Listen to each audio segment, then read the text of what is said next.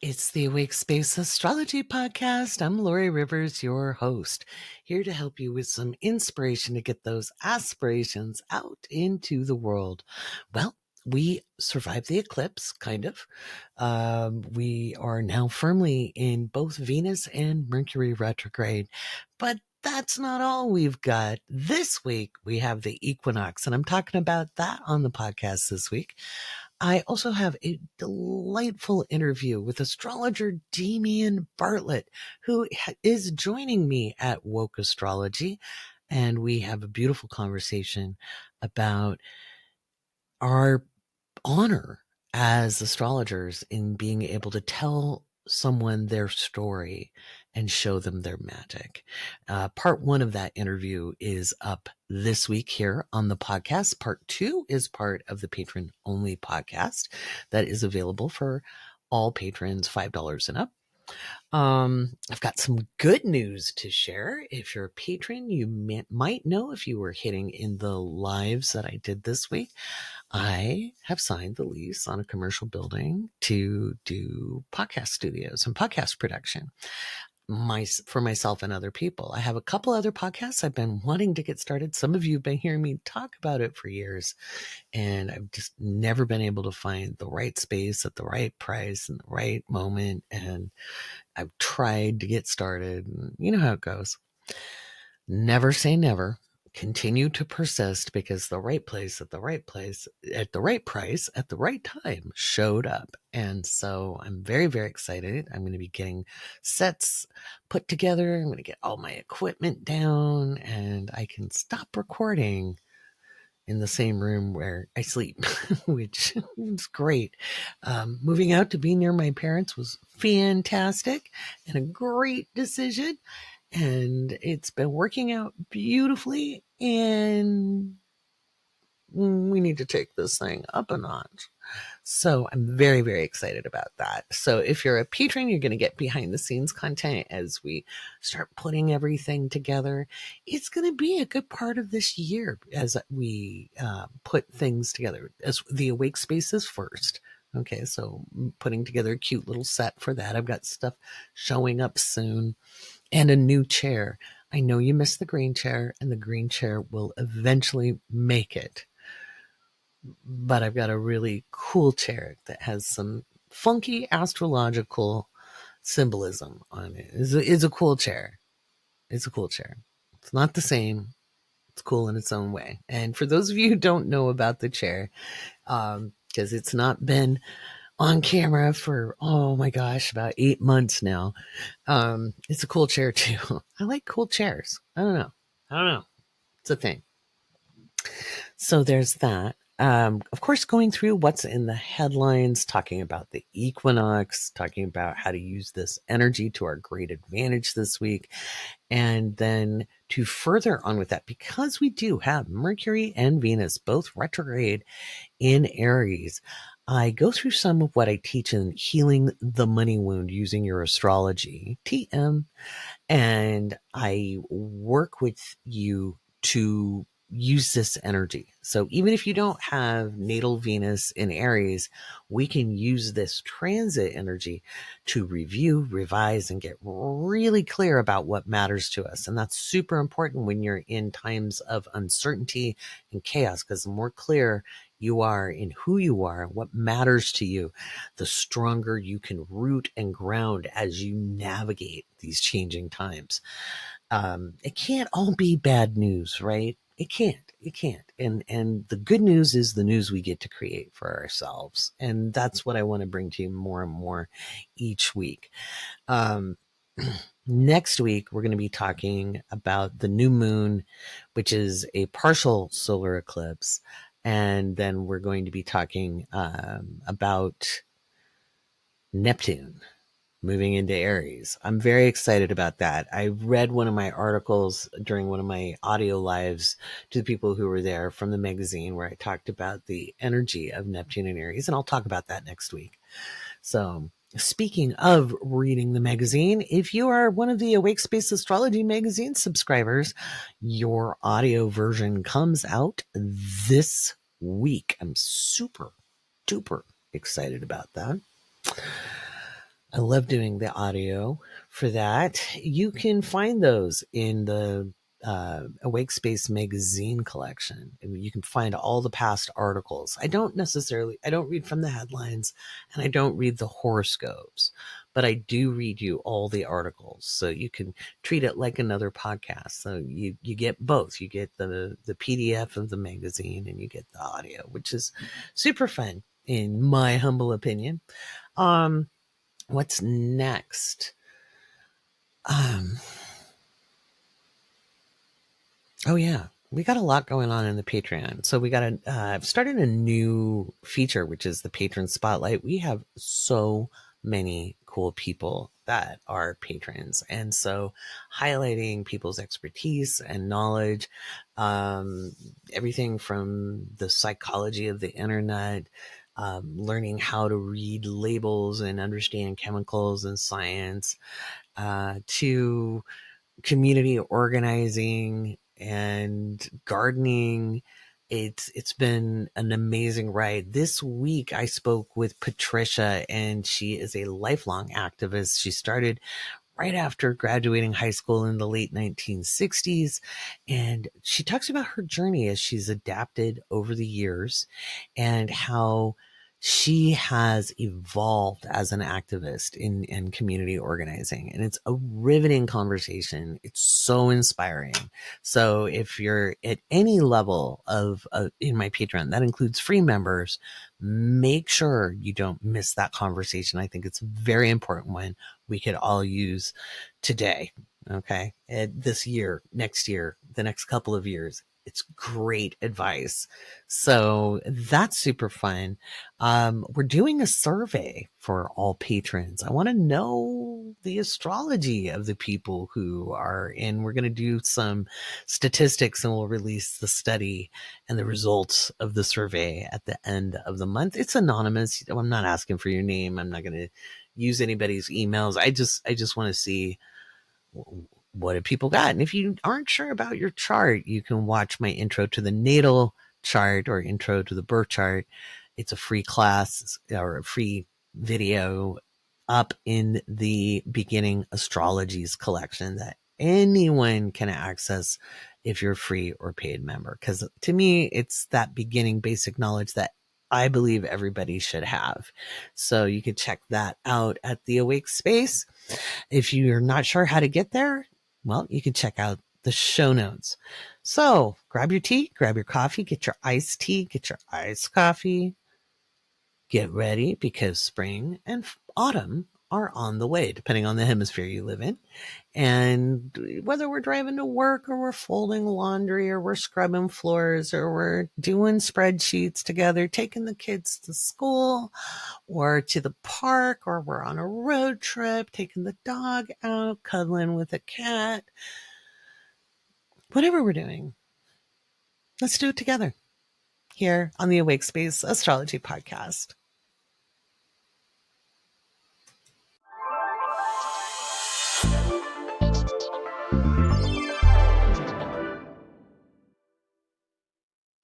Oh my gosh, I forgot to wish you a happy St. Patrick's Day in the introduction. So, happy St. Patrick's Day. If you want to get pinched, don't wear green.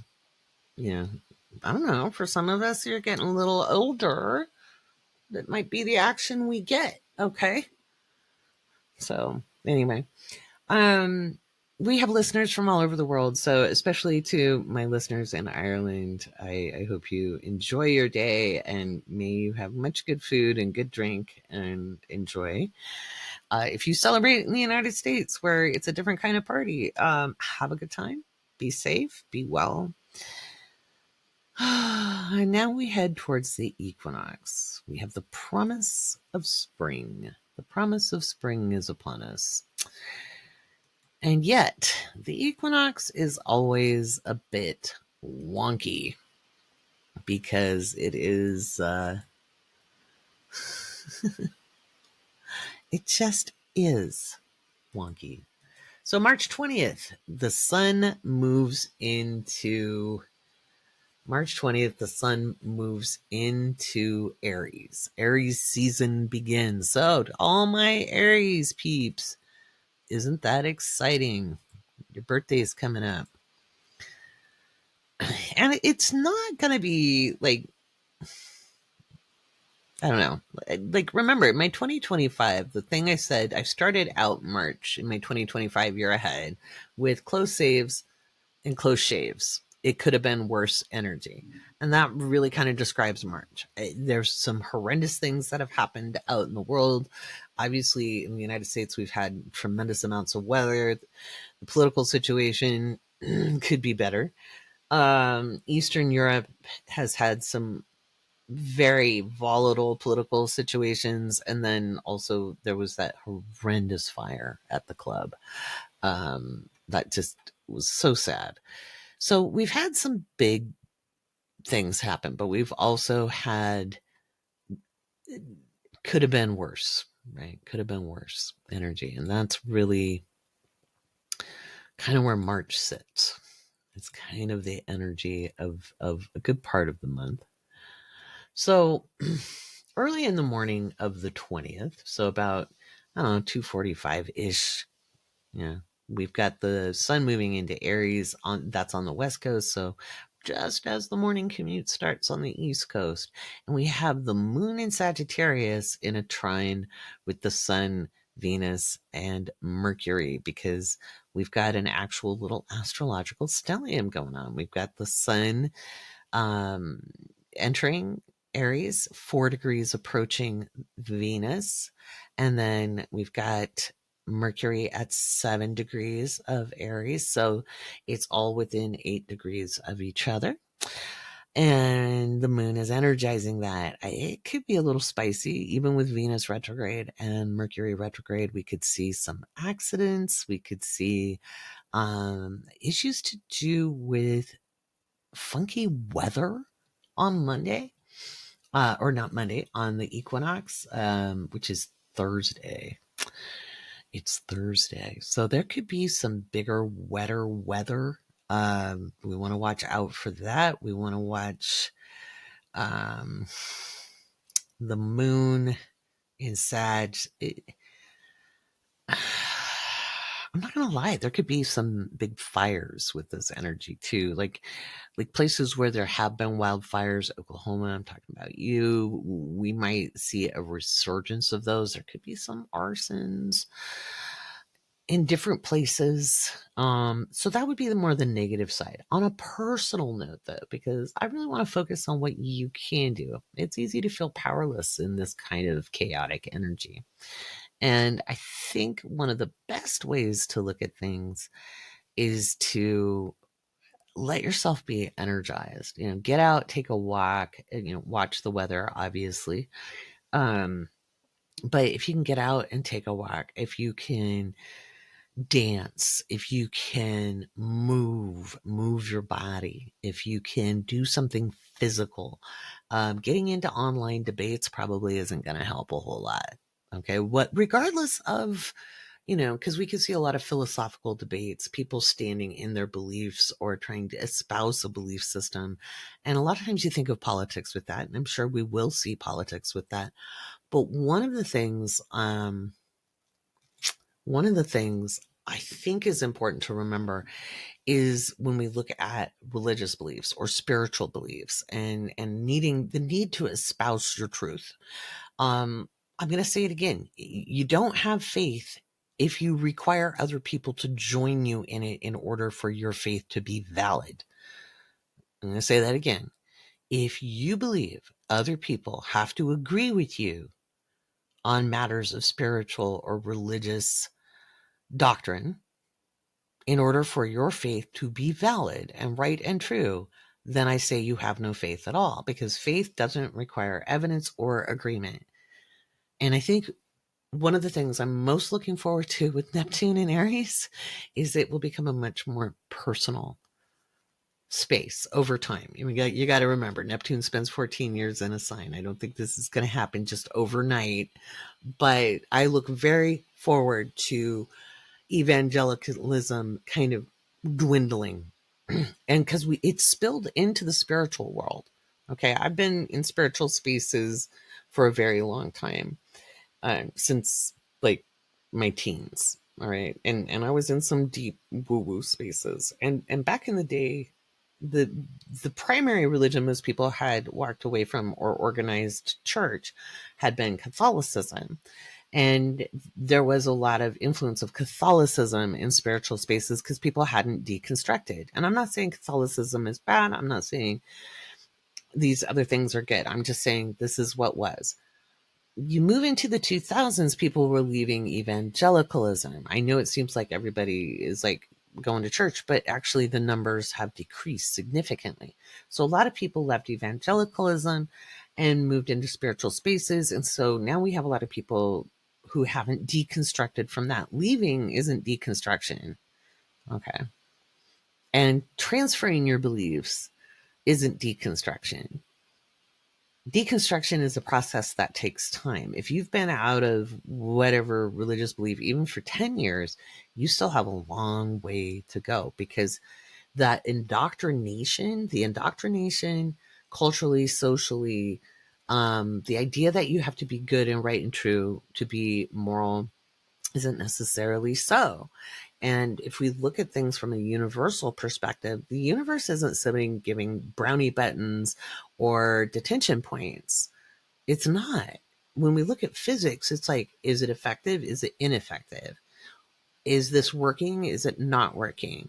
Did this meet the objective? Did it not meet the objective? There's no real failure. It's like, what was the experience and what was the result of the experience? So did it work or did it not work? And so what happens is, because we've been so indoctrinated with the idea that the only way to be conscious is to be good, people don't understand there are some very, very conscious people who do things we don't think are good. Like, they're very good at focusing. They're very good at holding their energy. They're very good at clearing their mind. They're very good at all the things we talk about using meditation for or life practices for. And I was in a Patreon live stream this week, and somebody had assumed that to be conscious means you're good. And I was like, nope, you don't have to be good to be conscious. You can be an evil SOB and be conscious about it. Not every person who does what we consider bad things is unconscious. They can really consciously focus their energy and do what we would think would be inhumane. That's why people say, well, where's their karma? I want to see their consequences. Well, who has the stronger focus? They may indeed have consequence over time. Some people think they might reincarnate into shittier lives. I don't personally believe that. I don't know the whole of that person's life experience. I don't know what their relationships are. I don't know how much joy they experience. I don't know their quality of life. I don't know any of that. I can observe what I can observe from the place I'm observing, but I'm not in their head. I'm not in their family. I'm not in their relationships. Everybody loves to do conjecture, and conjecture doesn't help anybody. So first of all, you're just projecting onto somebody else, right? So I talked a lot about this with the Virgo full moon, that we needed to mind our beeswax. We needed to put our attention on ourselves, because a lot of times what we do is we look for the flaw in other, we look for what they're doing wrong, and it's super convenient and sometimes very satisfying, right? Isn't it good to look at that dirty SOB and go, oh my God, look at what they're doing. They're so immoral. They're so blah, blah, blah, blah. We're honestly no better than the church ladies when we do that. I'm not saying give people a pass or ignore what they do. And it's also important to put our attention on ourselves. Why am I projecting my attention onto that person so much? Is that moving me closer to my experiences that I am meant to be living here? Is it helping me reach my soul's objectives? Am I doing what I came here to do when I am projecting onto that other person? Okay, so that's number one. Now, let's say you've managed to detach yourself from the political realm, okay, which honestly I don't think is a very spiritual thing to do at all. I think politics is spiritual. I think spirituality is political. I think being physical is part of the game. I don't think we're supposed to leave the planet. I think we are here to spiritualize matter. In fact, through all of the many years that I have studied metaphysics, To me, that is the overarching theme. It isn't about getting off. It's about making this moment, this physical reality, the best we can make it. Okay. However we choose to see what best is. All right. So when we look at spiritual folk who have maybe divested themselves from the world, which I will argue is a form of bypassing. However, it's a stage, right? It's a stage. And so a lot of those people, a lot of times, are doing the same thing. They'll deflect onto people who don't believe the same way as they do. Okay. And I've taken some hits on this podcast from people who really kind of fall into that camp. And they'll be like, I don't want to follow your podcast anymore because you made fun of us. And I'm like, I'm not making fun. I'm asking you to use reason, because reason is using the higher mind, okay, which is a metaphysical fact. Okay. Our lower mind is the concrete mind. It's the mind that figures out things with the frontal lobe. The higher mind is the mind that's a little more connected into the mental plane, and we are able to logically reason through in a different way. We can see equations in a different way. We can understand and see bigger pictures in a different way, which means we don't require other people to behave thus and so to know of an outcome. We don't try to wake people up. We don't try to demand other people see our point of view. Okay. We don't need agreement. We're sure in our own self and our own understanding of how the universe works. That's what happens when we're connecting in. The need to evangelize is either cultural or social beliefs that have not been deconstructed. Okay. I get a little concerned when the new earth theory comes up, because to me, that is repackaged rapture theology. Okay. The need for everybody to freaking wake up. I think a lot of people are waking up right now. They're waking up to the reality of waiting for somebody else to take charge and needing other people to lead and other people to do it. Okay. They're waking up to their apathy. They're waking up to the consequence of not being involved in this life as a human being. And that is on many, many sides and many factors. Remember, I said 2025, we would understand that inaction is an action in and of itself and has consequences. Just like I said, December of 2025, we would realize that life was not a spectator sport. And here we are. Here we are. Life is not a spectator sport. Part of life is politics. And yet, there are many dimensions available to us. However, the dimension we are most present in is the one that we're all sharing this experience of the podcast. Okay. Each one of you has a different set of perceptions. I would argue each of your lives is a dimension in and of itself, and your perceptions are dimensions in and of themselves. We could go down those rabbit holes all day long. But I think if you're waiting for the earth to split in twain and you're looking for an H.G. Wells like occurrence of the Eloi and the Morlocks, if you haven't read that, you should. It's a classic. It's disturbing to me. I don't think it's a spiritual thing to be like, oh, you better get your shit together or you're going to get left behind. I think that's a very dangerous thought form. I don't think the universe works that way. Or at least in my personal theology, and it's just mine. You don't have to believe any way that I do, but I have a problem believing in something bigger than myself that would be as petty as a human being. I have to believe that there is a lot more order to this universe than that. And so I'm not saying we have to walk around as pacifists. I don't think it's spiritual to allow bad things to happen. I don't think it's not spiritual if somebody were to decide to be somewhat physical in the face of belligerence. Not at all. I don't think that would be a problem. I think life is a little more complex and a little more simple than most of us ever can realize.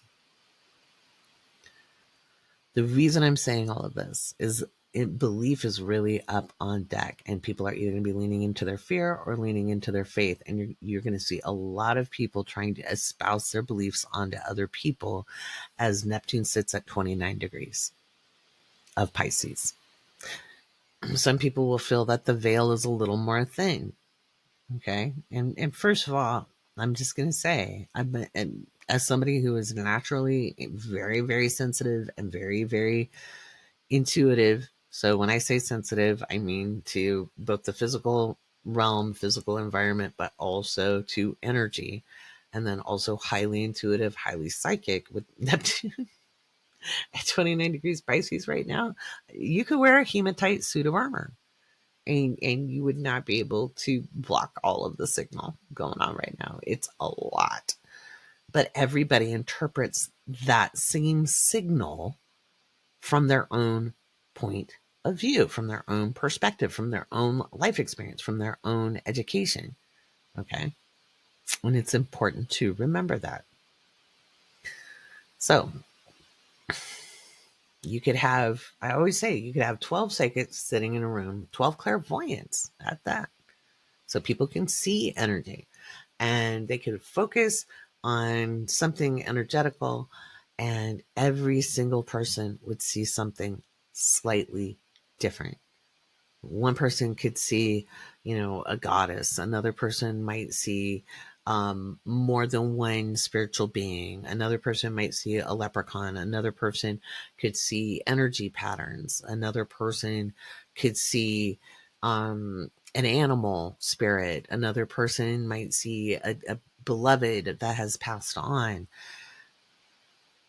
They'd all be right, because how we interpret the energy is based on our perspectives. Okay. So trying to force people to join with us in our beliefs to validate how we feel, just like those people who are trying to legislate their beliefs to kind of force agreement, it just shows a lack of faith. It shows a severe lack of faith. The fact that somebody's trying to make a law to reinforce their so-called religious belief just shows how little faith they actually have in their God. They feel like they have to be an agent. But if their God is omnipotent, which means all-powerful, then why would they have to do the work and the bidding? Is their God that lazy? So it just shows me there's something wrong with the faith. They are in fear and not in faith. Okay. Likewise, in the spiritual community, people who are saying, oh, I feel really bad for those people who are asleep because we're going to split on whatever date this time. I hear that people are trying to claim the new moon at the end of the month is another ascension date. Honeys, I've been in this game so long. It's kind of like the ascension dates are like the end of the world. If I had $1 for every single time, I would be a wealthy woman. It isn't helpful or useful to think in those terms. What is helpful and useful is to think about, what is my objective? What is my soul's objective in this lifetime? How can I merge with my physical self to the greatest degree that I can and be of purpose? And that doesn't mean evangelizing and trying to get people to see the light or understand the truth or blah, blah, blah. That's an ego trip, because we don't feel safe with people believing differently than us. Okay. And you see that a lot from seekers. People have kind of jumped religion to religion to religion, or looking for the truth, the way, and the light, or whatever it is. Not always in the spiritual community. You can see it in religious communities as well, because they're two sides of the same coin. So I'm not saying any of these things to judge anybody. I'm not saying these things to make anybody feel bad. I'm not saying these things except to provoke thought. Just to provoke thought, because it's very, very important as we move forward, as the energy starts to shift after the equinox. It gets more intense and things are going to start accelerating, especially as Mars starts to pick up more speed as we end March and move into April. And that is going to get more and more intense. And people, when they are uncertain, they lean into dogma. They lean into doctrine instead of leaning into faith. I have this truth. This truth is irrefutable. And if you don't agree with me, then you're the wrong kind of person. I condemn you, blah, blah, blah. Okay.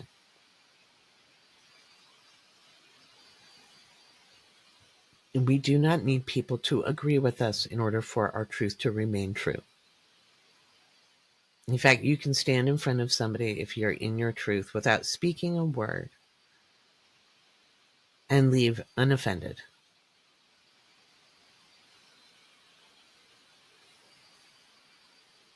Because otherwise you're just pitching for a fight.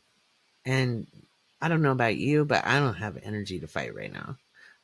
I will argue for you. I'll argue for your value. I'll argue for how priceless you are and how precious you are. And I will argue for the tools that you can use to love yourself all day long. I never lose energy for that. But I do lose energy for these stupid discussions. And I mean that. And I mean that in a judgmental way. It's a stupid conversation to hash over and over and over. And people think they're being cutting edge when they're not. Because again, I've been in religious and spiritual circles my entire life. And I have heard these conversations in one way, shape, or form for 55 freaking years. 55 freaking years. They get old. It's like having the argument about how many angels can sit on the head of a pin. Please, really. Does it matter?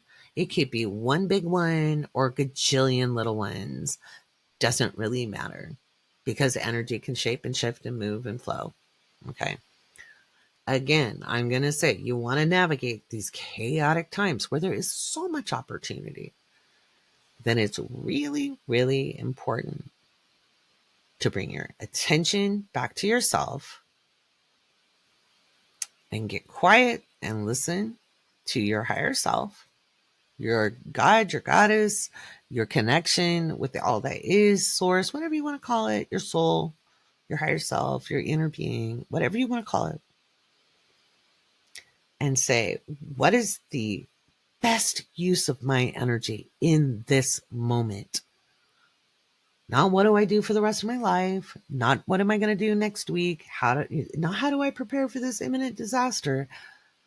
What is in my best interest and the objective for this lifetime in this moment? And then do that. Moment to moment to moment to moment to moment to moment to moment.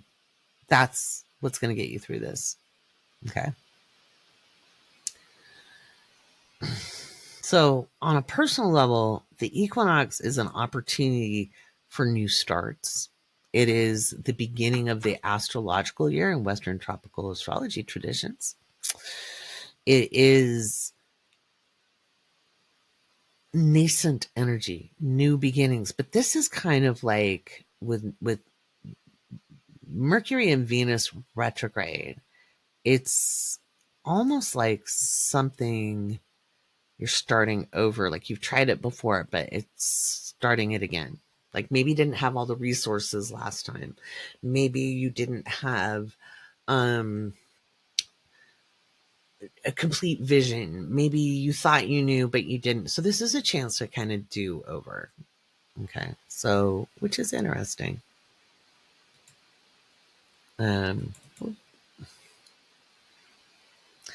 It's a very energetic energy.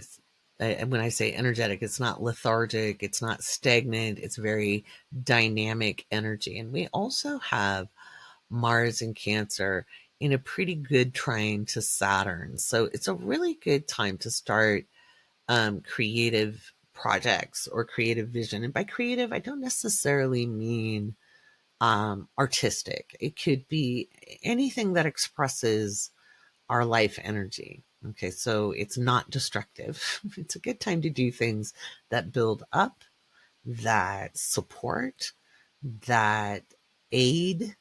It could be group projects. It could be working with our families because Mars is still in Cancer.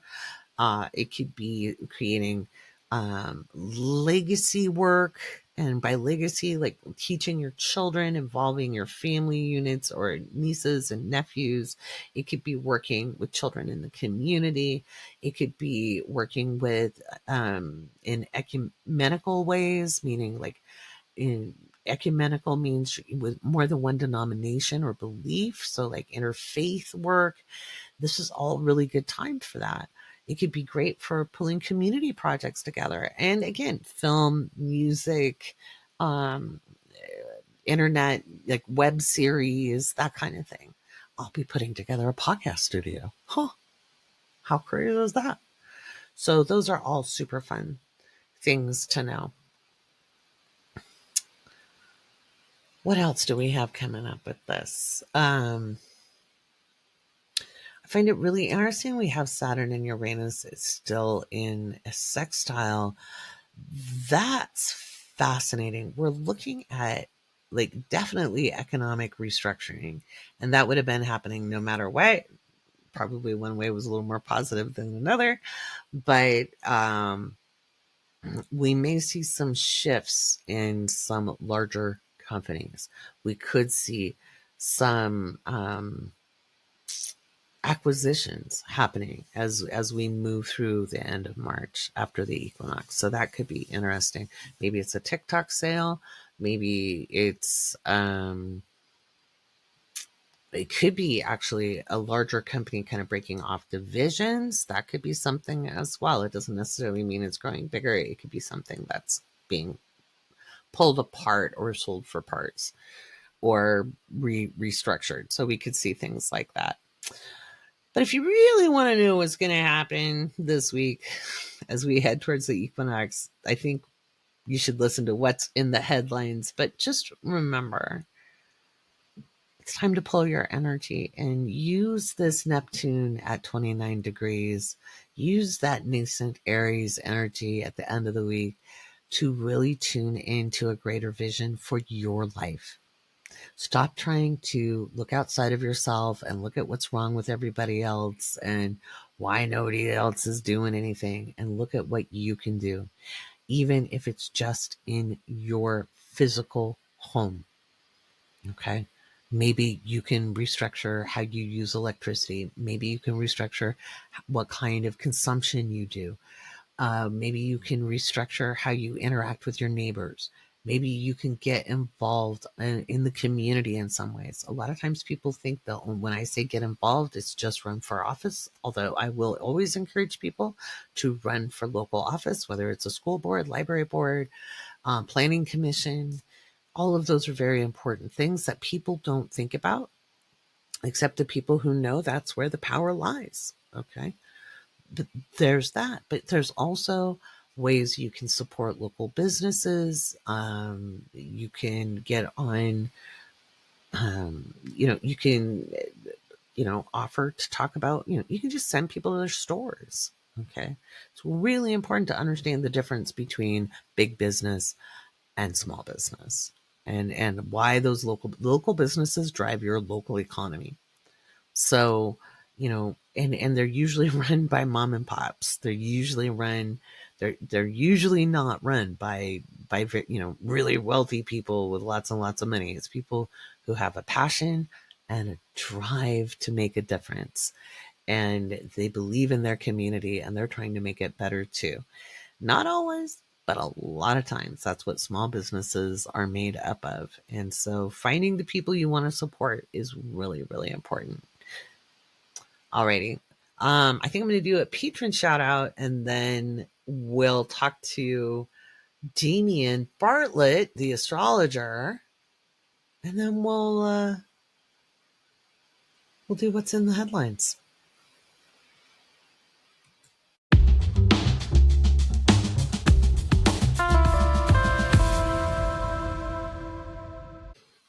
Well, the Patreon has been hopping because life's been interesting. That full moon has caused a lot of sleep disruptions. And if you didn't know, at the $5 level and up, you have access to our chats. access to our chats. And I have walkthrough videos about how to use the app, how to use your settings. Some people like emails, some people don't. Some people want notifications on their phone, some people don't. You are in charge of how you get those. And I have walkthrough videos in the patron resources collection on the Patreon. Had some really good things come up. Just a big shout out to Jay Minty Fresh for giving his best at the New York Half Marathon. Congratulations. The most important thing is that you went for it. I hope you're recovering well today, Jay Minty Fresh. Keep an eye on people. I know a lot of times people think we don't like check our Patreons. Even if I'm not posting a lot, I'm reading, I'm hearting, I'm laughing. Let's see.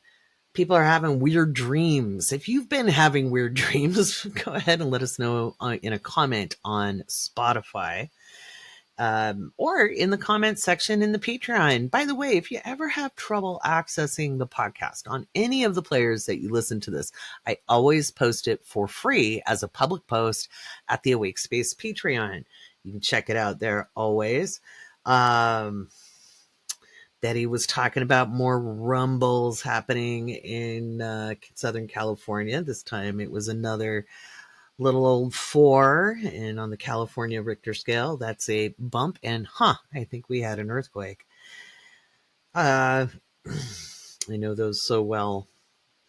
And the temperatures, if people are checking in on temperatures, let's see. We have an awakenings thread where people can come and ask questions, and we had a really good question today from Allison. She asked if anybody had any tips for unblocking the throat chakra.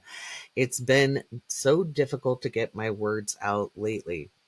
Now, I gave her my response because all astrologers who are well studied actually understand how energy works. That's part of what we do as astrologers. Now, it doesn't mean one particular discipline, but we do understand energy, okay, because that's part of it. Now, I'm also well studied in many other disciplines, and understanding our energy system. Some people use the Hindu terminology of chakra, but other people just choose energy centers.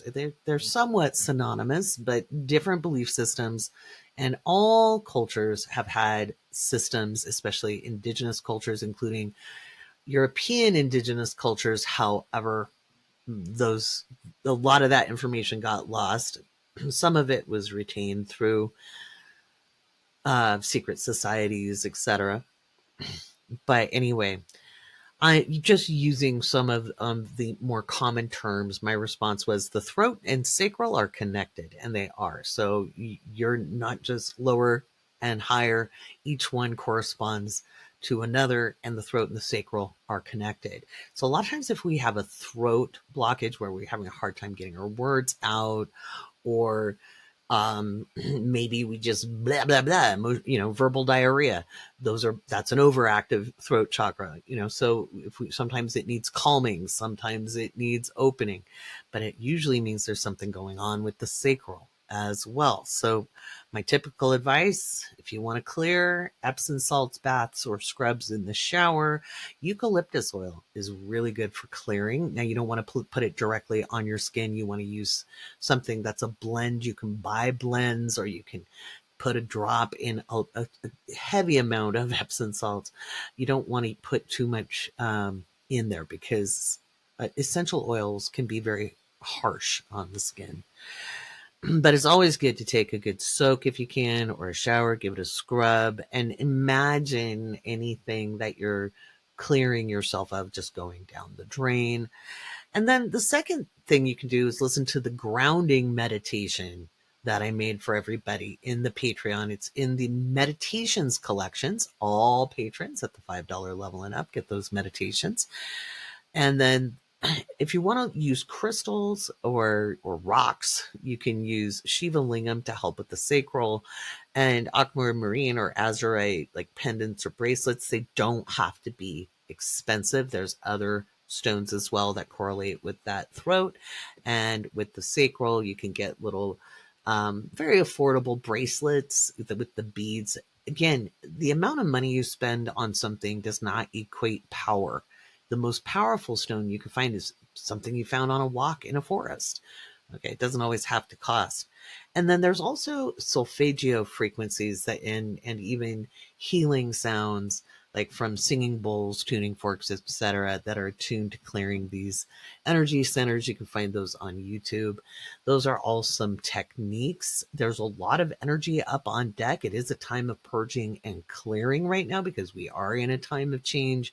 That equinox, or not equinox, that eclipse was a biggie. It was a doozy. It was a time for pruning. There's actually a new meditation in the Patreon that will help you precisely prune beliefs, outdated thoughts, outdated understandings of self so that you can move forward in your best ways. I thought I'd tell you what's going on in the Patreon this week. It's something new I've started. I tried a monthly schedule. Look, I've got Pluto conjunct my South Node of Virgo in the 10th house. And this is what happens when I put out a public schedule, it will go to hell. But I can do it weekly, kind of general. But if I get super specific, it's like, nope, you're supposed to go with the flow. So, all right. The 17th today, the podcast is released and we have prediction bingo. So listen carefully to what's in the headlines so you can fill out your bingo card if you're not in the magazine tier where you have those in writing. The 18th, we have the astrology survey. It's for science. It's for posterity. I'm just really curious about what your makeup is and what tier you belong to. And that's going to go out to all patrons, free as well as paid. I'm really curious to see. If you don't know what your placements are, that's okay.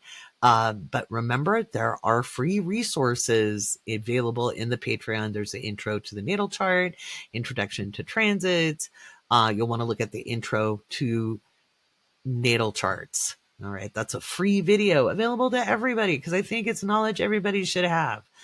All right, patron spotlight. I am talking to the wonderful Patricia this week, and I think you're going to find her amazing.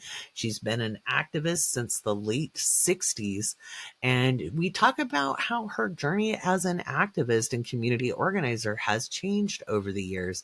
It's a really beautiful and heartfelt conversation that goes up to all patrons, free as well as paid, this Tuesday. And then let's see, we've got the Equinox patron only pod where we'll have part 2 of Damien's interview up for you guys. We're going to have the audio version of the magazine where I read those articles for you guys.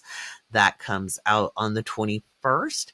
And then the 22nd, I'm meeting with the people of the astrology crew. The astrology crew tier is going to meet.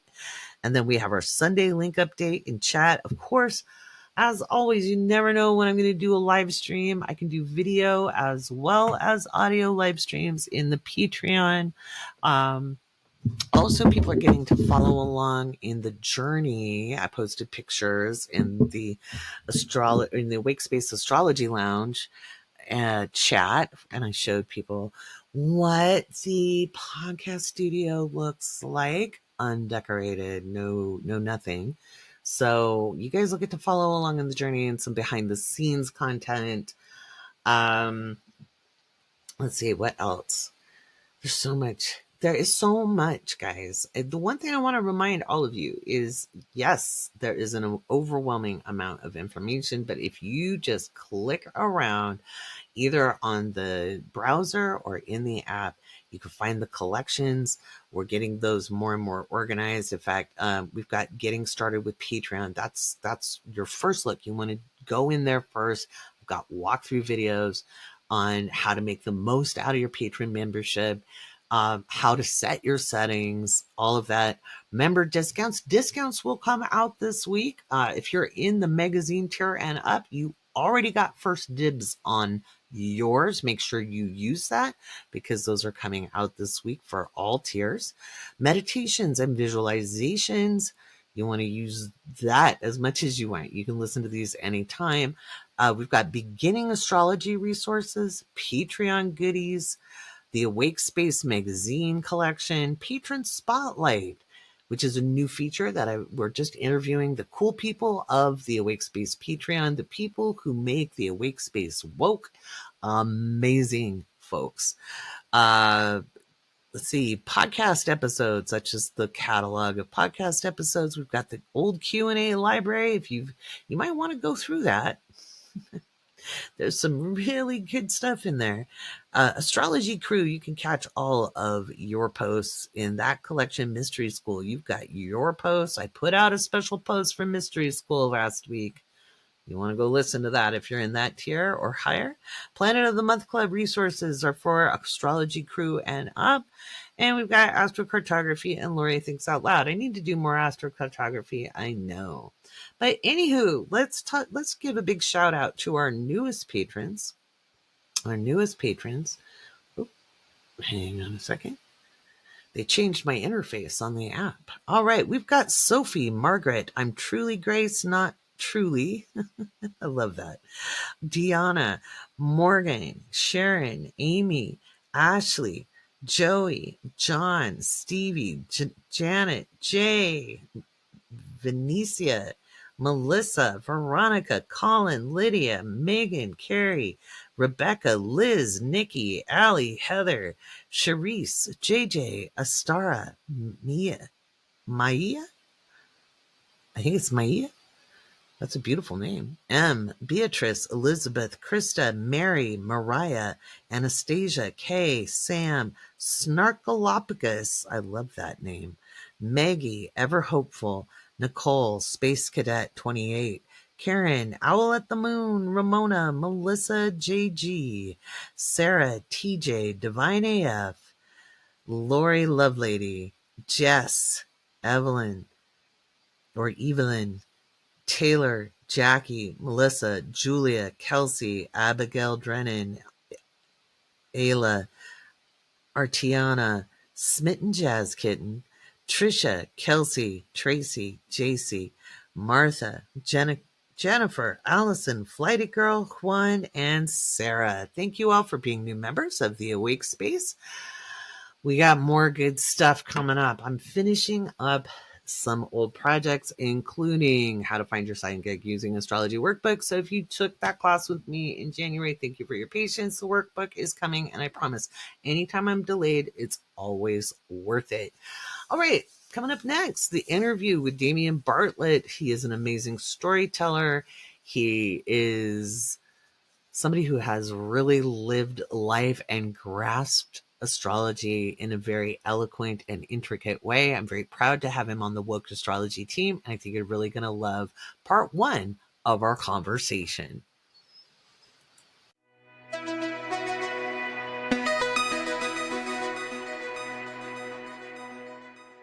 All right, everybody. I'm super excited to have astrologer Damien Bartlett with me. Hi, Damien. Hey, Laurie. Happy to be here. Thank you so much. I'm super excited. So we're kind of officially announcing that you're going to be reading at Woke Astrology. I am so jazzed about this. I I don't have words for it, honestly. I've been studying for quite a couple I basically did a compressed master's in 2 years because of everything that happened in the last couple of years. But I've been interested in astrology since long before that. So, but it was 2020 that galvanized things for me. As it did for many. A series of events that happened, that once in a lifetime transit that I went through, which made me realize, and even as it was happening, Laurie, picture this, a picture in your mind. You have a beautiful house that you've built, you've put loving things in it. I was part of a film group. I was part of an incredible burlesque company. And due to the circumstances that evolved, it's like somebody decided to torch the house to the ground, metaphorically speaking, mind you. Right, right. But even as the house was burning, I looked up, and in my mind's eye, I saw the stars, truly. And they were forming constellations, and they were saying, "This way, follow us. We know the way," and just like signaling. And this is in my mind's eye. And I'm like, okay. So metaphorically wiping the soot and ash off my face, I did the thing that nobody expected me to do. These things that I had put so much love and attention into, I walked away from them all and Mm, kept walking. And I'm here now. So, right. and I'm Still gonna write, standing. yeah, and I'm gonna read to you the thing that I read to you before about why I became an astrologer, is Hmm. that because despite my best knowledge and acting on my best intent, it was not enough to change the outcome that occurred, and yet, despite all that seeming loss, I was given a second chance to see again and know that this time I cannot change what is to come, but I can change how I choose to interpret and what happens next. And Mm, so, my role as an astrologer, working with my clients and working with you, is to help people. You can't change the story necessarily that happened before, but you hmm. can write a new one, and I can Right. show you how to turn your sails into the prevailing winds and find new courses. Yeah, So, yeah, absolutely. my job. That's the powerful part. Yeah. Mhm. Yeah. And news stories are really, really important because as I say all the time, consciousness expresses in a spectrum. Right? In fact, in the wee hours of Saturday morning, because Mm-hmm. I was rudely awoken from a deep slumber, Mm-hmm. I decided to go live in the Awake Space. Mm-hmm. And we were talking a little bit about consciousness. And I said, well, somebody said, well, yeah, but that means you have to be good. And I was like, no, consciousness has nothing to do with morality. You can be conscious and be bad. You can be conscious and be good. And we have an entire spectrum, and no one is a monolith. And so we have a lot of stories we tell ourselves about life, like, I have to be good. I'm not telling people to go out and, slash tires and burn things. But we often over moralize ourselves and find ourselves wanting. Exactly. There's all the greatest stories have good guys and bad guys. And on the one level, you look at that story and you see the bad guy and you're like, oh, we don't want to be that person because they've done that, or Mm-hmm. we want to be more like the good guy. And the crazy thing about it all is that the bad guy isn't the bad guy. The big guy is the reflection of you and all the Mm-hmm. things that are Mm-hmm. hidden within you that you Mm-hmm. have to alchemize and to Mm-hmm. process and enfold into your story, your narrative. Mm-hmm. Mm-hmm. So that's part of the lesson of the story. And actually, I read an article, Laurie, um, or not an article. Who is it? It was Brendan Lee Mulligan, who is an incredible DM on Dimension 20, and he was talking about that storytelling is the way that you build empathy, understanding, and character about how to be a human being, a whole human being, not just like Mm-hmm. um, sort of this more, like you were saying before, this moralized, be this good person because of these Mm-hmm. Be rules. this archetype, take the Don't be hero's journey. Yeah. don't be this bad Mm-hmm. person here because this is Mm-hmm. bad. And I'm like, Mm-hmm. but understanding why it is to be good or why Mm-hmm. bad things are bad, understanding it at Mm-hmm. a foundational level. Mm-hmm. So, Mm-hmm. yeah, storytelling is So, key. and for our listeners, a DM is a dungeon master, or a GM is a game master, and these are role playing terms because not every we play a weekly Yes. role playing game as astrologers, and we live stream it in the Patreon. Um, Not everybody does that, but astrology charts are like a gaming character sheet. It's Yes. you very much as you roll up your character are giving them qualities that can express in a lot of different ways, even though they're, you know, we'll say constitution and strength and Hmm. intelligence and wisdom. And you could say, the sun is your constitution, Hmm. and strength is your Mars, and Hmm. charisma is your Venus or your Mercury. You could go either way. Intelligence would be Mercury, you know. Hmm. And yet there's, depending on the rest of the backstory is how those express. And I like it because it's a fun mental adventure. And we both love storytelling, but so is astrology. It's the story of the person.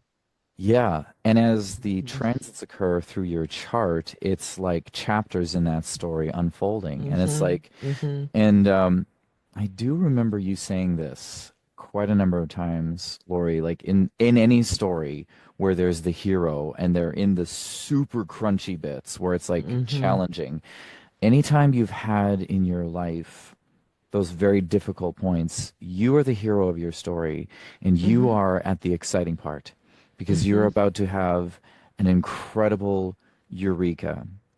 Like I Mm-hmm. said before, when Mm-hmm. my life was metaphorically burning to the ground, I was cognizant of the fact that that part of my life was over, at least parts of it were over, Mm-hmm. and Mm-hmm. I was moving into a new part of my life. And as long as you can and you can't hold your consciousness 24/7 all the time, but as long as you can, Not in the same space, no. no, as long as you can hold your Mm-hmm. consciousness most of the time Mm-hmm. and just Mm-hmm. go, you know what? We're not landed yet. We're still traveling and it's a dark and scary night at sometimes and the Mm-hmm. storms are flashing big thunder and lightning, but we're still Mm-hmm. on a pathway, or maybe we're making a new pathway in some cases. A lot of And times, especially right now, where there yeah, honestly we're looking at some upcoming transits that no one in the last probably 1,500 years has experienced. they're huge. They're Mm-hmm. massive. Mm-hmm. But rather than operating in a place of fear and doubt, Mm-hmm. take a moment to pause and hold your consciousness and operate in faith and go. I remember as I was coming to the end of 2019, a dear friend of mine said, somebody might say, what if things go terribly wrong? And she took a twist on it and said, what if things go terribly right? Absolutely. What if things That's one go of my favorite terribly reframes. right? What if they go Hmm? right? What if they go right? Exactly. That's one of my favorite phrases. What if it goes right? And Yep. so coming into this Mm-hmm. time, you are writing, the world is rewriting its story. Um, Mm-hmm. and this is affecting everyone in the world. It's not just North America, it is the entire Absolutely. world that is rewriting this story. How exciting a privilege to be able to rewrite your story. And us Mm-hmm. astrologers can show you how to do that. Like we can show you what's Yeah. coming and we can go, well, this is the energy and this is what's going to play out. Mm-hmm. Who do you want to be? Mm-hmm. Who do you want to Mm-hmm. become? Exactly. Magic. Exactly. Yeah, it is. It is magic because being seen and having your story told to you, and that's what got me because, Mhm. many moons ago, back in 1995, when I hit a message board and just went, am I a Cancer or a Leo? Because every book had it different, and I didn't know anything about astrology at all.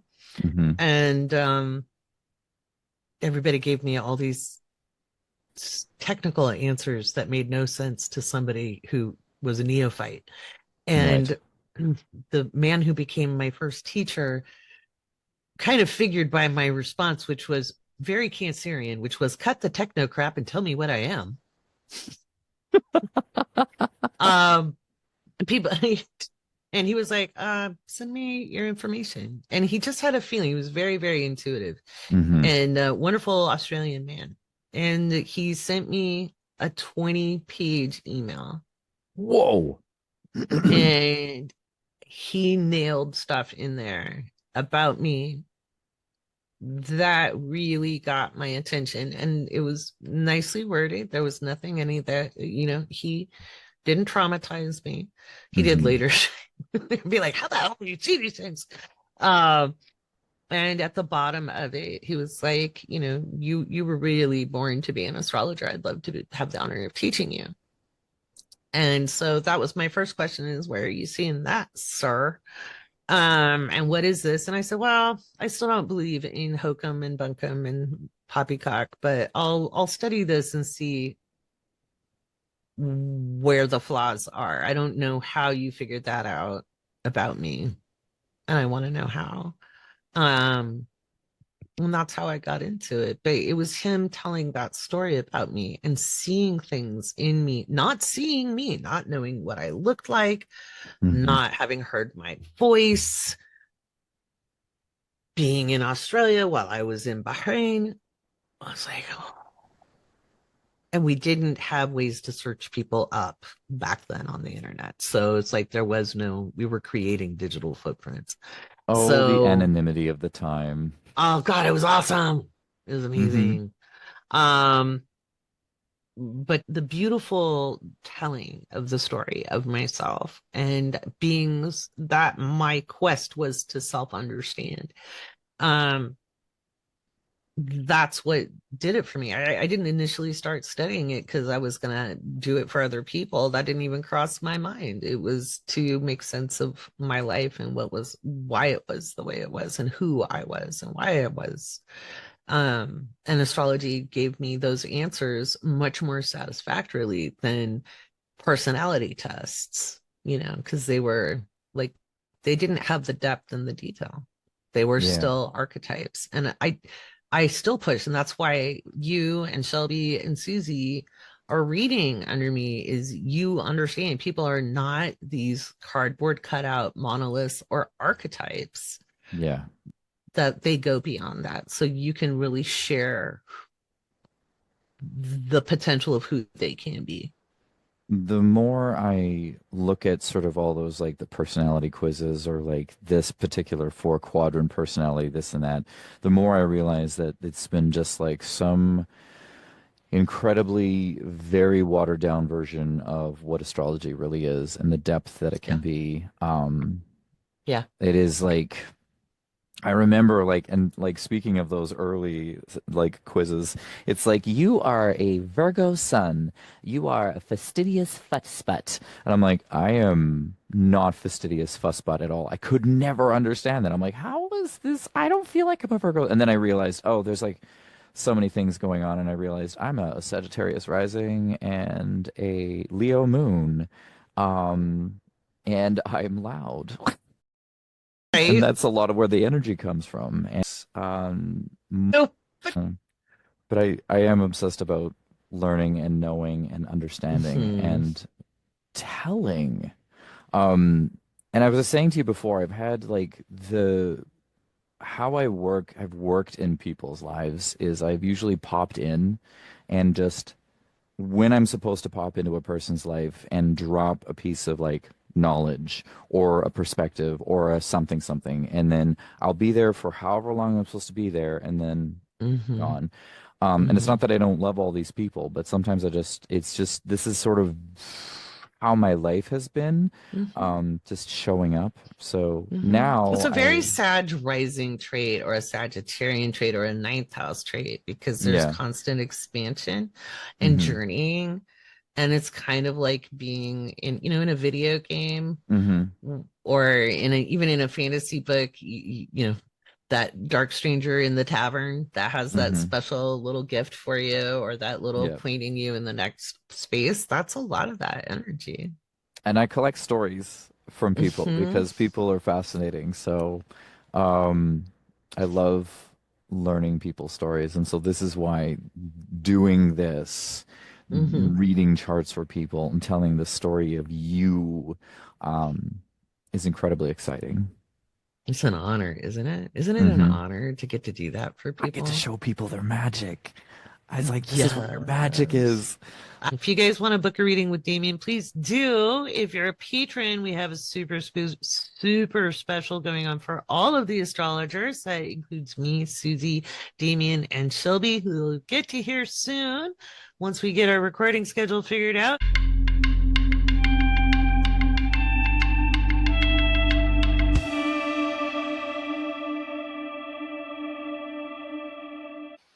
Isn't Damien a gem? I am so proud to have him on the team.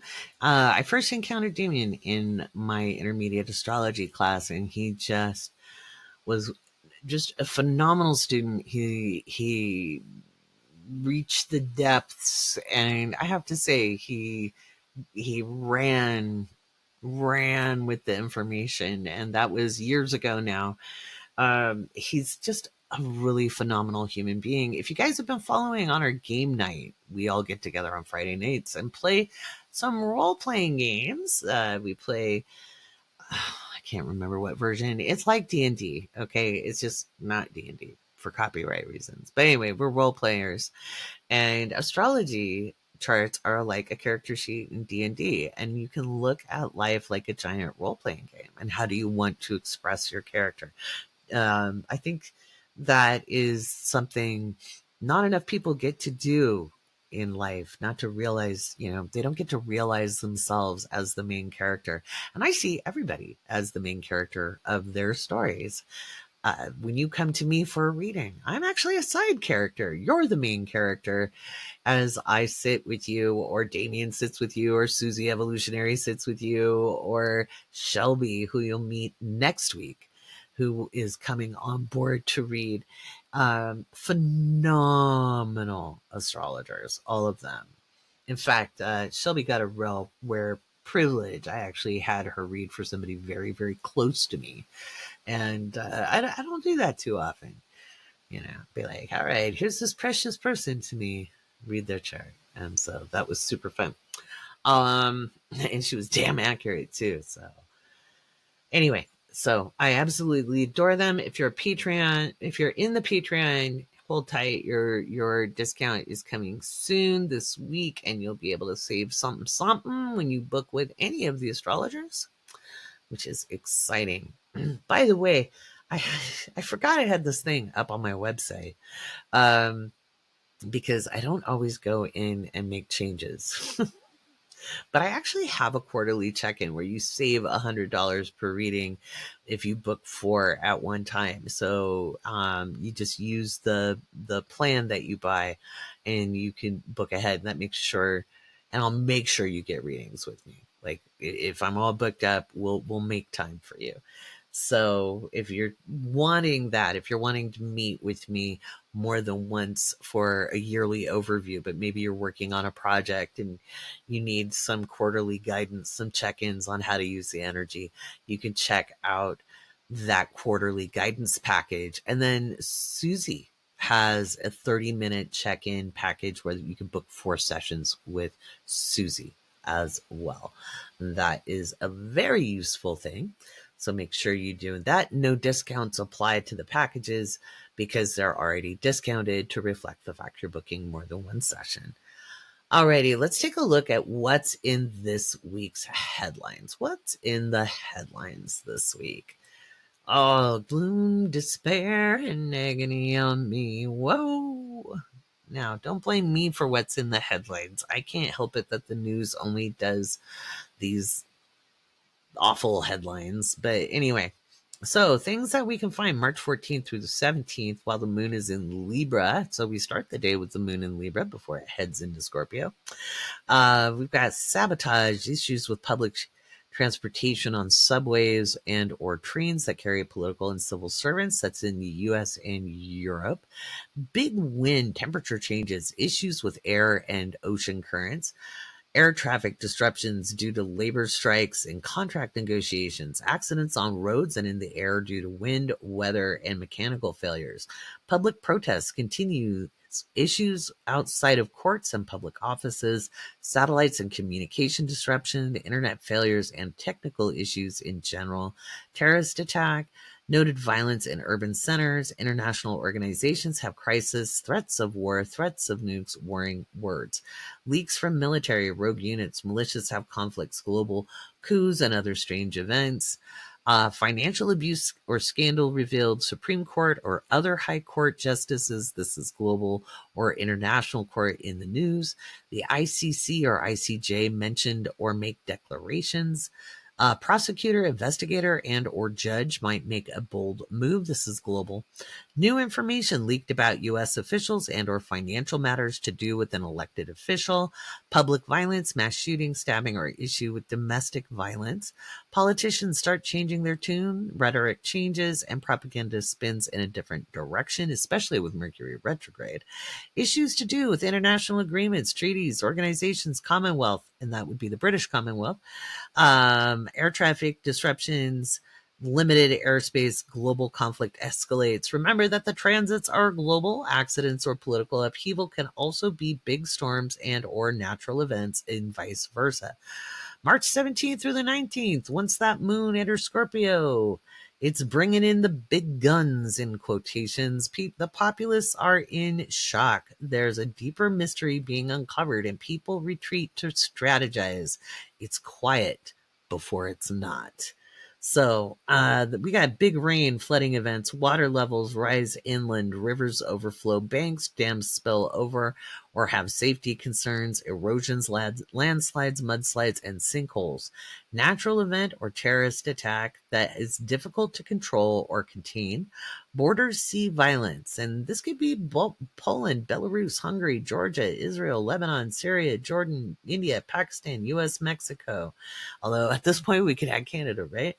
Political violence in the United States is possible. Sizable earthquake over 6.0, any active region.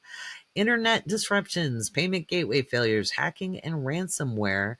Graveyards, cemeteries, catacombs, and mortuaries could be up in the news. We could see waterborne and foodborne illnesses talked about. Toxic waste, sewage and sewers, water quality at stake, poisoned groundwater. Could hear about those subjects. Hotlines under threat or forced to suspend operations. Cold case reopened, and that could be anywhere in the world, like an old case. Germany has issues with coalitions, issues with oil refineries and gas pipelines, platforms, oil production and or pumping, maritime accidents, attacks, piracy, insurgencies by sea, issues in the Persian Gulf, Red Sea, Strait of Hormuz, and Suez Canal, and the Mediterranean. Insurrections, attacks, political violence. Boy, it sounds like a good time, doesn't it? Increased tensions with the USA and NATO, assassination attempts of world leaders, political candidates, and people of note. That's global. Big information leaks revealed or serious espionage allegations. Trucking or transportation accident, rail, shipping, etc. Mass accident, loss of life, or terrorist attack, accident at theme park, or crush at a sporting event. Food poisoning or illness. UK faces financial news. These are all potentials. Now, remember, on a personal level, it can be a really good day. It could be a very creative day. All right, this is just stuff we're seeing in the headlines. We got to detach from that kind of thing and just be really real about our personal lives, okay? Like, I'm actually okay right here, right now. March 19th through the 22nd, the moon is in Sagittarius. It's spicy hot. Frustration spills over, and people are held to account for words. Forest fires, bushfires, lightning strikes, arsons, fires out of control because of wind, unseasonable temperatures or temperature swings, transportation accidents, international travel disrupted, international disputes increase, truces and ceasefires fail, war breaks out in regions with tensions. We can see issues with the United Nations, NATO, EU, and other international organizations could have crises. Supreme Court justices in the headlines or high courts in other countries. Financial institutions under scrutiny. Treasury and federal bank in U.S. under pressure. Congress in turmoil. Constitutional crisis is potential. Acts of war or terrorist attacks. Big accident at sea could be a hulled ship, capsized boat, someone lost at sea. Refugees have accidents or Navy skirmish, or all of it. But it's in that vein. Political violence, nationalism, right-wing and left-wing clash, global riots, protests, mass violence, global. International agreements fail and or suspended. Pope's health or other religious leaders' health in the news. Religious leaders or organizations under fire. Maritime incidents, accidents, or issues in ports. Political leader falls ill, has public health crisis, or leader of some party has issue that is impossible to deny. Could be serious health concern or an accident.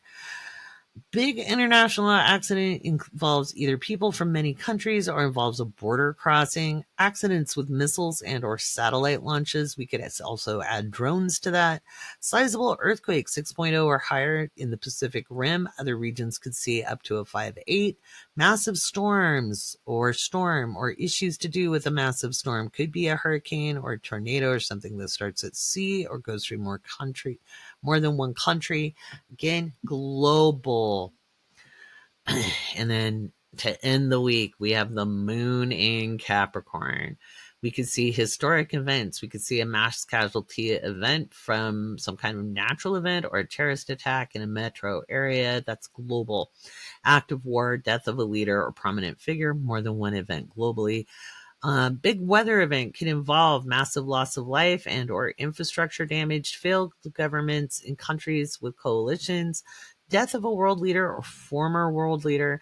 Could see issues with Iran, could be war with Israel, or could be issues in the Persian Gulf itself, including the Straits of Hormuz. Tensions erupt in Straits of Taiwan or territorial waters of the Philippines. We could see a big event or a historic event, which could be violence, storms, terrorism, or political upset. Erosion causing storms, tornadoes, hurricanes, changing temperatures, thaws, freezes, or even snow in lower elevations, dependence on the location. Bombing, terrorist attack, or explosion of some kind. Landslide, mudslide, rockfall, or sinkholes. Accident on a mountain at high elevation. CEO or CFO removed from position by board of directors. Leader deposed in coup d'etat or world leader dies. Seismic activity increased up to a 6.5 or volcanic action offshore. Issue with oil pipeline, platform, or drilling operation at sea. We could see big infrastructure failure, more than one in more than one place globally.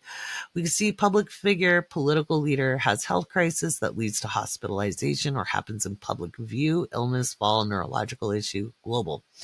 Attacks on public figure or people of note, and that could be celebrities as well. We could see legal matters, big lawsuits and law enforcement news, FBI, Homeland Security, Secret Service, violent rhetoric and calls for violence, and then riots or civil unrest in Europe, UK, Australia, and the United States. That's the headlines for the week, or what I expect to be covered in the headlines this week. But remember, on a personal level, you can have a really good day. And patrons have really been talking about that. They've really been seeing the difference when I explain, hey, look, the news is the news. Your life is your life. Sometimes they intersect. Most often they do not. So it's really important to take a deep breath and be like, okay, right now, where I'm at, what's going on? Am I sitting on my comfortable couch, scrolling while I'm eating a bagel, and I'm relatively comfortable, I'm relatively okay, I'm worried about the world, but my reality right now is fine. That's really important. You got to tell your brain you're okay, because as you get absorbed, especially into video, it's really easy to get overwhelmed because you're telling your brain it's happening right to you. Okay, we get really overwhelmed, then we get the cortisol spikes, we get the sleep disruptions. Honestly, I kind of dread going back onto social media because it's so easy to get sucked down those rabbit holes. It's kind of an energy drain. And it's like, oh, do I want to do it? Because it's compelling, isn't it? And yet I have so much material to get out to you guys.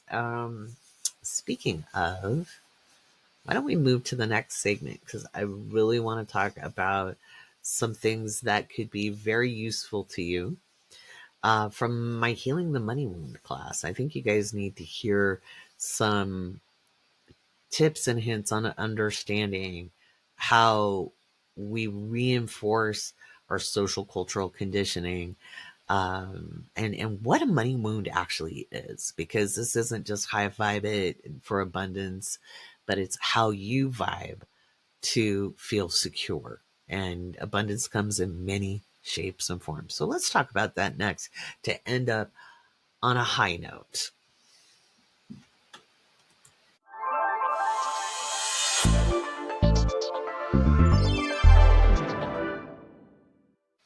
So I didn't know if you knew this about me, but one of the things I've been dedicated to as an astrologer is teaching applied astrology.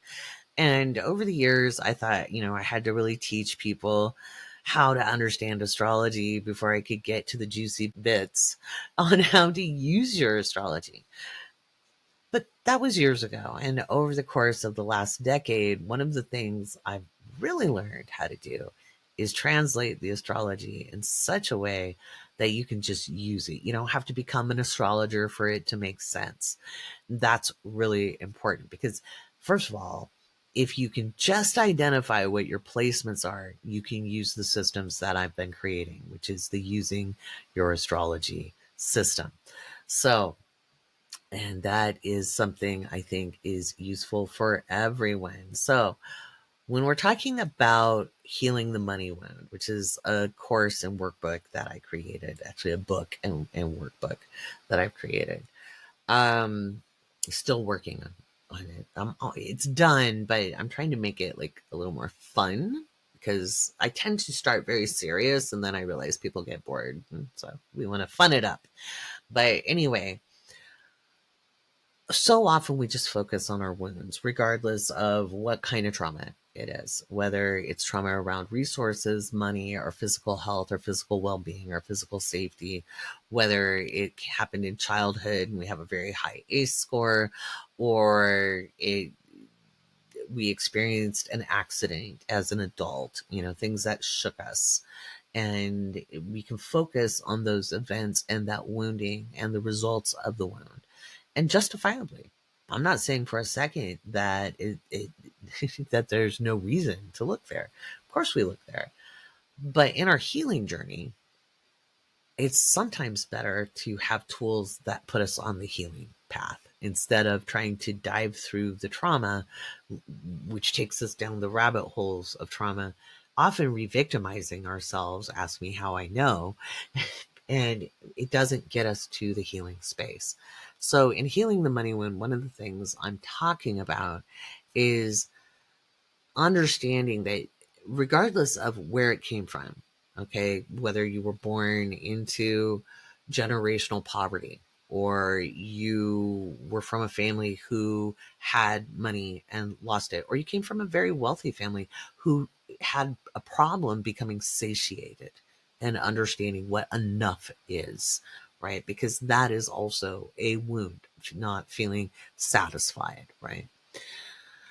So, and people say, well, but that's human. We're always supposed to grow. Well, actually, no, we don't have to. We are reasoning creatures, and we're quite able to understand when we have enough. Otherwise, it's gluttony, right? If we don't have a good handle on our hunger signal, it can create physical problems. The same goes in our ability to resource ourselves. And so, some of the things that's really important to remember is our Venus and our second house as an extension of Venus actually controls the show when it comes to reception. But when we have social and cultural conditioning, Venus, that planet as a magnet, okay, is Venus is as the planet that's a magnet can be polarized, right? So magnets are polarized. There's the attraction and then there's the repelling. Okay. There's the attraction and then there's the repelling. And we tend to focus, when we focus on the wound, we're actually we're continuing to charge up and keep the Venus polarized in a repelling motion. Now, what can be repelling? Repelling can be just having a hard time having income flow in, but it could also be taking jobs we really, really don't like because it's socially acceptable, because that's what was expected of us, and we might be really good at it, and it might even make a lot of money, but our health suffers the consequence. So you're not really in abundance even if you're making a lot of money, if your own health is suffering, right? If you don't have time with your family, if you have a family, there may be other things you want to do. Now, a lot of times what happens is people will hit a burnout point and tumble and then end up unresourced. right? After that point, because they'll be like, well, I'm going to go be a starving artist. There's no reason to be a starving artist. We live in one of the greatest times of opportunity to find ways to fund what we love doing. Okay. We have the internet still at our disposal. I do not see the internet going away. I think I know people do, but I think we could have blips in service. But I really see that the internet is here to stay. Too much of our commerce is based on the internet, but the average person has much more ability to resource themselves financially online than humans of, not even online, but just ever. Okay. But you have to learn the skill sets. All right. We have to employ our Mercuries as well as our Venus. We have to learn the skills in order to benefit from that. And that's a lot of my work is surrounded about identifying your strengths and how you best resource, communicate, and operate in the world. So, how do you get your Venus into that magnet of reception? Right? We talk about rehabilitating the Venus. Then that is rehabilitating the Venus is a lot like saying deconstructing from social and cultural conditioning. But isn't rehabilitation a much kinder and softer word? So Venus is the magnetic force, and I'm reading from a chapter of the book from the coaching program that I offered last year, Rehabilitating Your Venus. Venus is the magnetic force that attracts or repels what we need to feel secure. In the natal chart, it represents what we enjoy, what we collect, what we love, how we need affection, and the affection we give. As explored in previous chapters, social cultural programs and life events can repolarize our natal placements, including Venus, so that we end up wanting instead of magnetically drawing that which we need to feel secure. In this chapter, you'll discover helpful exercises to rehabilitate your Venus and understand your second house more so that you can align your activities, relationships, and work life into something more satisfying. Remember that life is never perfect. There's always going to be circumstances to navigate.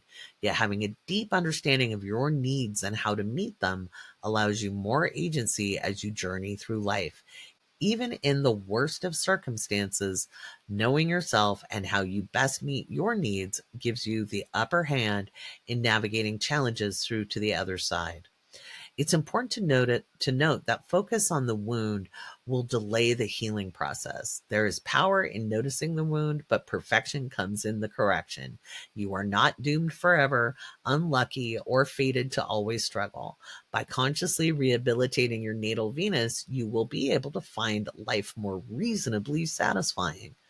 And so that's just a little blip. And so often what happens and why you keep hearing out of the like self-help crowd or the personal growth crowd or the coaching crowd or even in the astrological world, that emphasis on your wounds is it actually isn't financially smart for people to teach you how to heal yourself. They want to keep you, or at least in their belief, I think it's the smartest thing you can do is to teach people how to heal versus keep them dependent on you as a source for answers. I often frustrate people because I refuse to be that font of wisdom. I refuse to be that source of answers. I will hand you your marching orders on how to find them for yourself. And I'll give you frameworks and understandings and definitions that you can then start with and then kind of observe and tweak and see what actually does and does not work for you. Personally, it really hasn't, to be honest, it hasn't hurt me. I have become very successful because of that.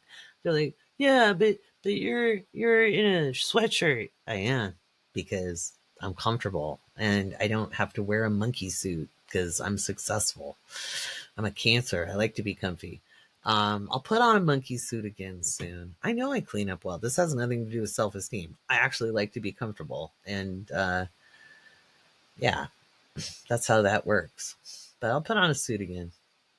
But anyway, I'm not going to read through all the signs because it would take forever. But one of the things that I go through in the program to help people understand is just a range of questions. So, like in this first section, for Aries Venus. And since Venus is in Aries right now, we can honestly all ask ourselves these questions. So why don't we do it generally together? So no matter what your Venus sign is, here's some questions to ask during this Venus in Aries transit. Before jumping into an opportunity, ask yourself the following questions. Did I ask enough clarifying questions to understand what they expect or want? Okay, so a lot of times when Venus is in Aries, we know what we want and we're kind of projecting that. Doesn't everybody want what I want? Right? Doesn't everybody? And then we find out, oops, well, potatoes, potato isn't the same thing. And so you want to ask clarifying questions, okay, to make sure you're on the same page instead of just projecting your ideal onto somebody else. Okay. What about the details of this job, gig, or person has me excited? So if you're really excited, why? Are you excited because you think you're getting exactly what you want? It's your dream job. It's a dream client. It's a dream opportunity. Is it really, or were you hearing what you wanted to hear? Okay. Were you, did you get enough? We're going back to the information. Did you get enough information to really know why you're excited? Because a lot of times you're going to jump into something and maybe the details got skipped over. So you want to make sure you have enough information. But also, are you really understanding why you're excited? Maybe it's not false excitement. Maybe you're like, no, I really, really love the materials I get to work with, or my client is a really interesting person, or this job really is stable, or whatever it is you've been looking for. So, am I trying to make this fit into my ideal? So, this will happen a lot of times where we're in a position that isn't a good fit, and we'll be like trying to find that space to make it work because we're afraid of finding, something else, because we might think this is it, this is all I can get. The economy is tanking. There's a lot of people who are unemployed. There were a lot of layoffs in my area, and if I just take this job, then I'll be safe. And oh my God, I'm going to try to find what I can identify with.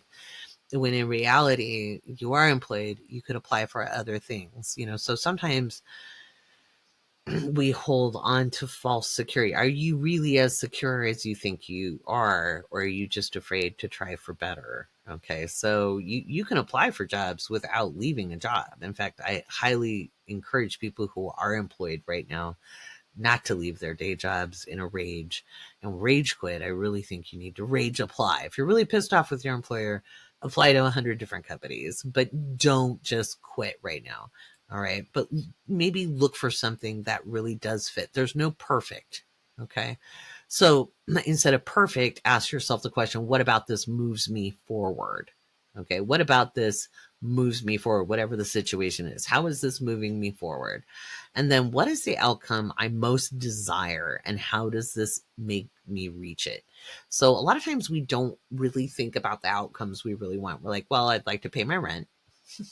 We don't get much past that, and the will to survive is very strong, but we need to kind of go past that, okay? Because there is more to life than paying rent. You also need to buy groceries, okay? And not just things on survival, okay? I always say, if you're planning like your emergency supplies, don't forget to get your comfort food. It's okay to get things you like, okay? We often go to austerity, where honestly, look at the economy right now. They're trying to save the government money. So they're hacking and slashing indiscriminately, which is really bad economic form. And I'm just talking economics. Okay. Indiscriminate hack and slash is not great. And notice, what did it do to the stock market? What is it doing to the economy? Austerity does not breed abundance. Austerity does not breed abundance, and neither does gluttony. When you are really austere, it's as bad as when you are being over opulent and you're overspending. Okay. There's a middle ground. Middle ground is where things are healthy, where things are sustaining. Now, we can't do anything about the big bad world. Okay. But we can do something about our inner world. I have had times in my life where I was jet setting, literally. And I have had times in my life where I wasn't sure where I was going to live. So, because I didn't have anything. And so I've been up, I flew too close to the sun, my wings melted, and then down into a pit, and then built a ladder, got myself up, and a couple times in life, because I'm adventurous. What can I say? Let me tell you, after the first time, which came as a surprise, the second time I was like, nah, I got this. I can do this. It'll take a minute, but I'll get it. Understanding what we need at a core level. This time, right now, with Mercury and Venus in Aries, right now, this week, we want to assess what really matters to us. I'm not talking about your principles. I'm not talking about your freaking politics. And I mean partisanship. I think everybody at this point has realized that picking a team is probably a bad idea, and understanding that there are objectives to be met. Now, I want you to pull back from the world. I want you to focus on you and what matters to you. What matters to you? Okay. Is it flexible hours? Are you multi-passionate? Do you need different kinds of activities? Do you need something you can hyper focus on? Or are you somebody who likes to multitask and work on a couple different projects at the same time? Do you get bored easy? Do you need things that keep your interest? Do you need things that are physically active? Or do you need to engage with people? Or are you more solitary? What matters to you? Okay. Do you prefer your independence? Do you like being a representative that goes out into the field? Are you, like a sales rep?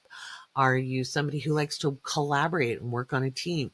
Do you need to have a cubby to yourself? You don't do well in an open floor plan with other people. You do better with your own little office space, even if it's the janitor's closet if you have to. Do you mind noisy environments, or do you need a lot of space and quiet? What is it that you need to feel fully secure, fully satisfied? Notice I didn't mention salary. Salary is another thing. What is your standard of living you're attempting to achieve? Okay. A lot of times people lowball themselves, but sometimes people overestimate and don't recognize maybe there's been a change in an industry and you have to pivot or bring more value to the table, right? So I'm not saying ever cut yourself short. We have to adapt with the time. I was listening to Gary Vaynerchuk on YouTube, and he was talking about, like, if you don't keep up with technology or changing markets, you're going to get left behind. That's a pretty strong business principle. All right. And he was talking about, like, and he's an advocate for small business. And he was talking about if you were in the 50s and you had the biggest hamburger joint in town, and you were like the king of hamburgers, but hot dogs became popular and you chose not to put hot dogs on your menu, then you were probably going to lose market share. And that's simple. But sometimes we have to adapt and change. And that goes in life, whether you bring on new skills, give yourself new learning opportunities, if you're willing to adapt and change.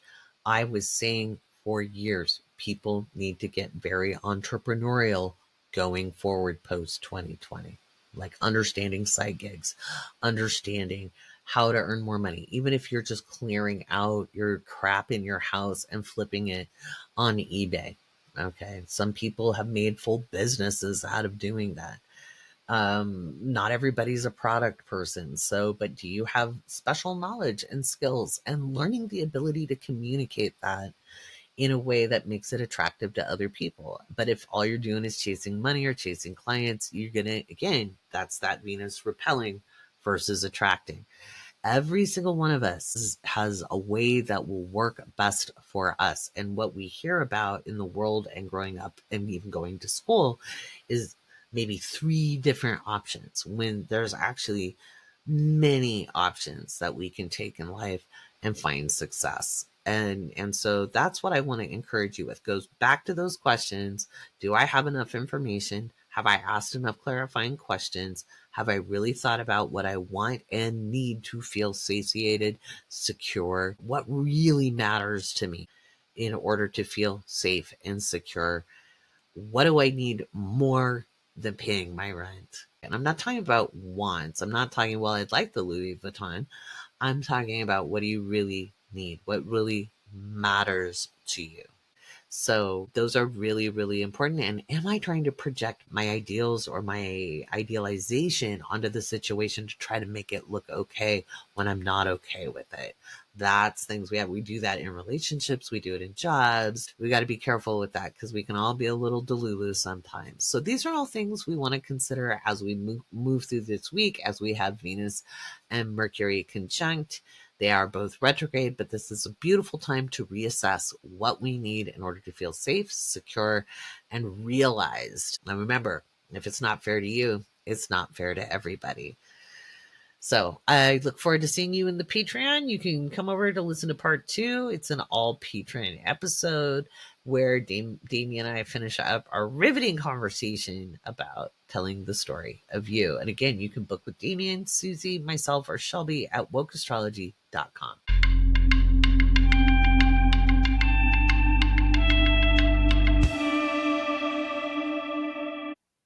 And that's what I've got for you this week. Next week's episode is probably going to be another long one because, again, we've got a beautiful new moon showing up, which is also a partial solar eclipse. And we'll be talking about what that means for you, depending on where you live in the world. And then we're going to explore Neptune in Aries. And I'm going to give you my theories of why I don't think it's going to play out the way a lot of ways other people think so. And I'll give you my reasons why. I'm going to tell you that nobody knows for sure because no one has seen this since 1861.